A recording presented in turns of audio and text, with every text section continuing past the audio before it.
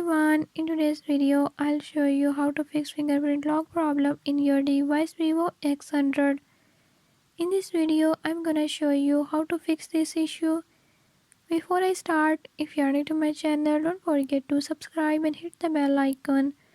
Watch complete video and learn how you can do it. Let's watch the video.